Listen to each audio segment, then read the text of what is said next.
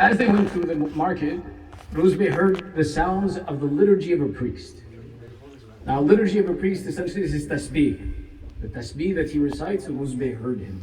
His tasbih that this priest was reciting was La ilaha illallah, Isa ruhallah, wa Muhammadu amin habibillah. Salawat ala Muhammad. So what was he saying? He says, there is no God but Allah. Isa is the spirit of Allah, and Muhammad al-Amin is the Habib of Allah. Rusbeh says, when I heard the liturgy of this priest and I heard this name, Muhammad Amin Habibillah, my heart became encaptured. I became overcome by the love of this name, and that this name, this mention of this name, awakened my heart. And immediately there I said to my father, if this is a religion and this Muhammad is a part of this religion, then I will follow this religion. My father was not of this religion, and therefore he became very upset with me, and he took me home and he imprisoned me. He took me and he threw me in a well and kept me there and said, you've lost your mind and this is where you'll stay now. So Rusbeh says, I stayed in this well, and every day my father would come, throw a little bit of food in the well, and I stayed there until eventually my body started to waste away and I started to get weak and I did not know what to do, and there was no way for me to get out.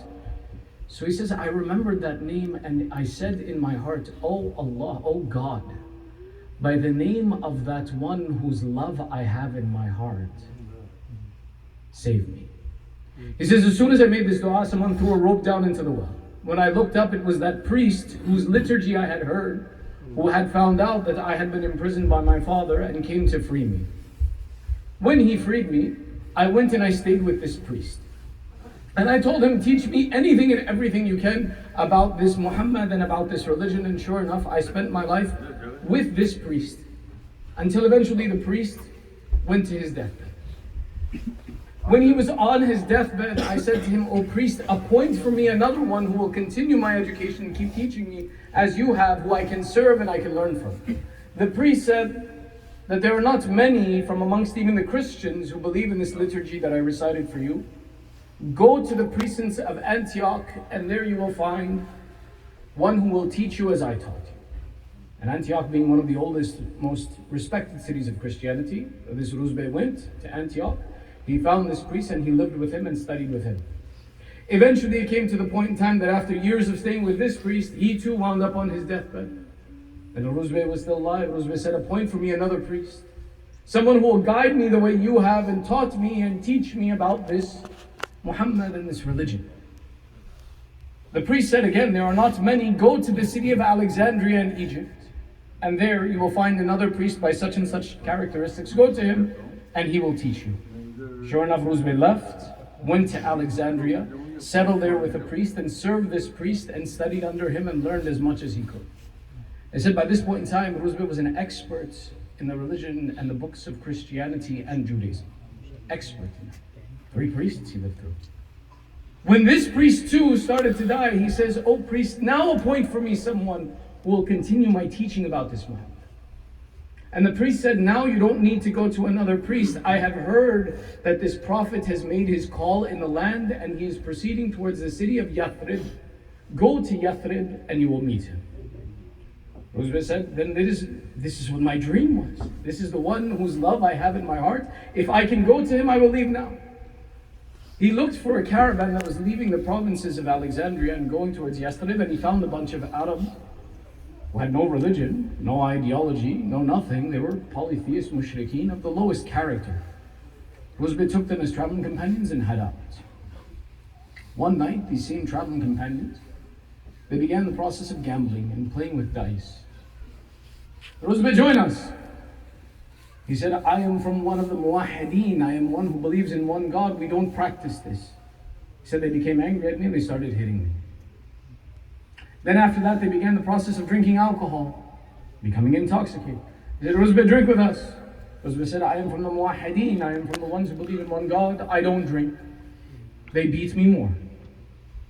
Rusbeh says they continued to beat me until they had beaten me to an inch within my life, and I realized they were about to kill me.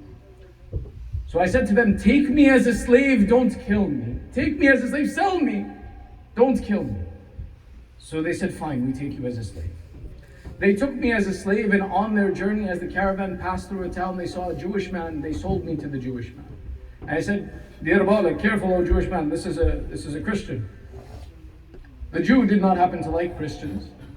So he bought me as a slave, but then he decided he was going to torture me and give me difficult tasks.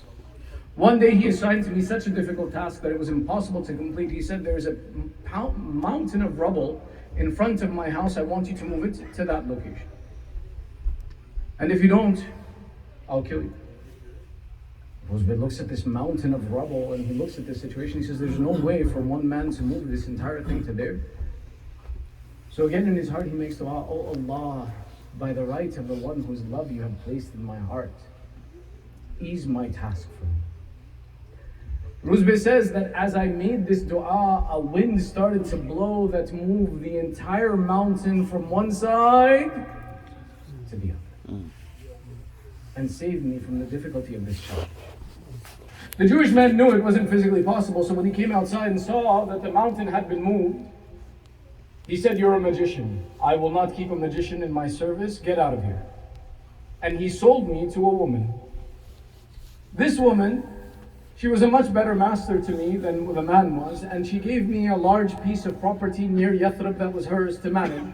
And she said, "It's your responsibility to take care of this property. You can stay on it, eat from it, but make sure that everything works the way it's supposed to, and it's your job. You're the mas'ul, you're the responsible for this place." It says, "For some time, I was close to the city of Yathrib, but I was still a servant on this land. But it was a comfortable life, and she was a good master over me. So I've continued my process in serving her.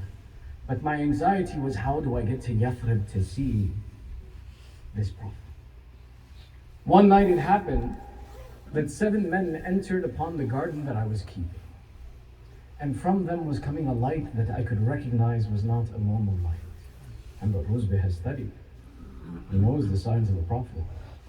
He says, "These 7 men entered the garden and I knew one of them had to be the prophet. And I wanted to identify which one it was. When they entered the garden, I welcomed them, I gave them a comfortable place to sit. And then I decided to find the answer, so I had presented a question of 2 tests, or a test of 2 questions. There you go. I brought a tray forward, filled with fruit from the garden, and I said, "This is sadaqah, please eat from it." When I said this, one of the 7 men turned to 3 of them and he said, "Abu Dhar, Ammar, Zayd, eat." And the 3 men ate. And I knew that a prophet of Allah does not take charity, so I knew these were not them. So I brought my 2nd tray. And I said, "This tray is a gift for you. It is not charity. Please eat from it." And the same man turned and said, "Ja'far, eat from it. Hamza, eat from it. Ali, eat from it." I understood now that it could be one of these 3 men, but then I saw that he himself did not eat. I became curious, now what do I do? The men are not evenly split. Instead of having 2 groups at the end of this, I have 3. As I was thinking, what should I do now? How will I uncover who is the prophet? This man who had not taken from either tray turned to me and said, "O Ahl-e-Bait, shall I show you the mark of Nabuwwat for you to believe who I am?" And so slowly he moved back his shirt and so showed me the mark of Nabuwwat upon his back. Upon this, I had found the prophet I was looking for. He purchased me from the lady who I was serving. When she had asked, and this is a point of miracle within itself, when she had asked for a price, we asked her, "What price will you sell this Ahl-e-Bait to us?" She said 400 trees, 400 fruiting trees. The miracle is that Rasulullah said, "Oh Ali, give her 400 fruiting trees," and Ali planted the tree and the tree would grow. And 400 trees were presented to this woman, and Ahl-e-Bait was free. This Ahl-e-Bait to us is known as Sulman Farsi, or his correct name as was given to him, Sulman Muhammad. Sallu ala Muhammad wa ala